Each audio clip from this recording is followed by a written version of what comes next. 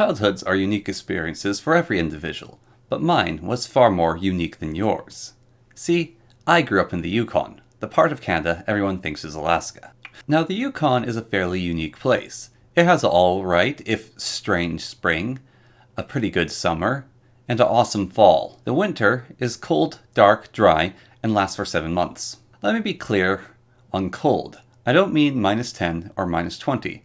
I'm talking minus 40, minus 50 stuff. Minus 20? It's a warm day. For those of you who can't comprehend this level of cold, I will endeavor to explain. Most of you have probably felt 0 degrees Celsius. You can wear a t-shirt and long pants and still go outside, but it sucks and you'd rather not. Minus 20 is like 0, but for when you're wearing a sweater and gloves, possibly a hat. Also, if your pants are too tight, you're going to feel really poorly. If you're just in a shirt and pants at minus 20 and you're not moving or near a heat source, you'll probably die.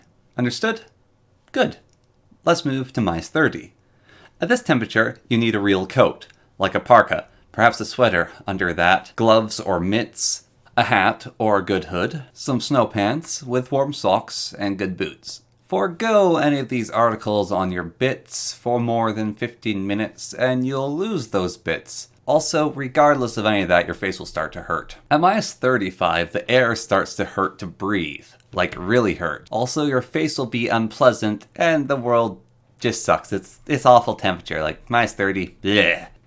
Minus 40 is when you can still go out, but you really shouldn't. Your teeth start to hurt, and even warm clothing just fails. In this temperature, a sweater and good gloves is like going out in minus 20 in only your t-shirt and pants, or it's like going out at 0, naked, wet, and in a headwind. Movement at this temperature becomes painful when your cold clothing touches your cooling skin, and it's just sharp pain every single movement of your pants. Glasses become just hazardous to wear, and only stupid children lick metal poles. There's this sweet spot around minus 46 where things stop working. Even at minus 18, things have troubles operating. Cars need to be plugged in, kids need to be dressed up, and dogs need little booties on their paws. Things fail more often the colder it gets. So people take more precautions with the cooling temperatures. However, at minus 46, these precautions don't matter. Things just stop. Your car will not start, your kids will not survive unattended, and your dog will become a dogsicle. Going outside is not an option. It is not advised. It hurts. It kills. Minus 50 is worse. The world is still. You go outside briefly to watch boiling water freeze before it hits the ground. You pause to listen. Only sound you hear is trees exploding. The moisture in their barks is so cold it freezes and shrinks. This causes the bark to crack, split, and in some cases fly off the trees. At this temperature, life is still. There is nothing out there. No squirrels, no birds, no people, not even the wind. It is so cold at this temperature, it is literally too cold to snow. I bet you didn't know that was a thing. You only get small, beautiful ice crystals slowly drifting down. This is all the water in the air freezing, which makes it incredibly dry. Now this dryness causes something else to happen. Static electricity. It becomes a weapon. Getting zapped seriously hurts. And really, it's just like everything goes wham, wham, wham, bzz, ah! Also, another effect of this dryness is it makes your skin really dry, especially my own. Throughout most of my childhood, my fingers were in a state of cracked and broken skin, and it looked like my hands were either mummified or zombified. The point being, they looked corpse-like. Not good. Now, these horrible cold, dry winters consisted of over 50% of my childhood, my whole childhood, and 50% of it was not safe to go outside. Now, my mother and father, being the responsible parents that they are, would tell me to go outside and play. In the springtime, my brother and I would have fun with mud and water, as you do. In summer and fall, we would go for hikes, explore, play, and mostly goof around on the trampoline. In the winter, we despaired. we would be told, commanded, to go play outside in the winter. The one that gets to -50. The one that's so dry, it makes the Sahara feel humid. The one that is so unpleasant, a good portion of the population leaves the Yukon, and many don't come back. The winter that kills, leaving bodies behind that can only be moved in the spring and only buried in the summer. That winter.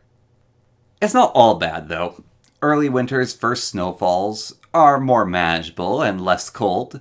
Building quincies and wrestling, sometimes going skiing or sliding down hills if the conditions are right. But that only lasts for a month or so. Midwinter, things stop being as fun. These activities get cold and old, and you have to change it up. Now, my brother and mine's solution was we would play on the trampoline. You can't jump on a trampoline in boots, though. You could damage the thing, and you can't jump on the trampoline in socks, because it's cold, and your feet would get wet from all the snow. It's just be gross. Like, ew. No thank you. So, we'd get a good pair of socks on, and over that, we would wear Ziploc bags. And over that, we'd put on another pair of very thick socks. Then we would pull our snow pants up over that and get in that sort of tucked in effect like you get, when you put on a coat, but before you put on a coat, you put on your gloves, and so it's like your coat sleeves all tight against your gloves, and it makes a nice little seal. So yeah, we do that with our socks. And then we do that with our coat. Put on a hat, a scarf, tuck your coat into your pants, or your pants into the coats, doesn't really matter. And then we would go outside and play on the trampoline, regardless if it had snow on or not, and we wouldn't damage it. It'd be great fun, and we'd be out there until our faces melted and broke. And this is how I played outside in the winter when I was recommended to so kindly by my parents to do so. By late winter, when the snow started to melt, we could make snowballs and have snowmen fights. It started to become undeadly, and the sun came back. I forgot to mention that when it's winter, the sun packs its bags and moves into the in-laws, and it checks in about once a day through the window to make sure you're not dead, then scurries back to its hiding hole to continue its long hibernation. For kids that are afraid of the dark, having the sun come up at 10 p.m. and then leave at 3 p.m. puts their life into a constant state of fear. Don't even get me started on the snow cobras. Besides that, it was pretty good. My life has been odd, dry, and cold growing up. There are specific events and specific cold events that come to mind. Also, the people that live in this dreadful territory of northern Canada are a little odd, especially the ones that thrive here. But for all the strangeness and all the cold, dark dryness, I'm glad to have grown up in Alaska's look-alike, and happy to call this weird, wonderful, cold, dark place my childhood home. But seriously, this place sucks.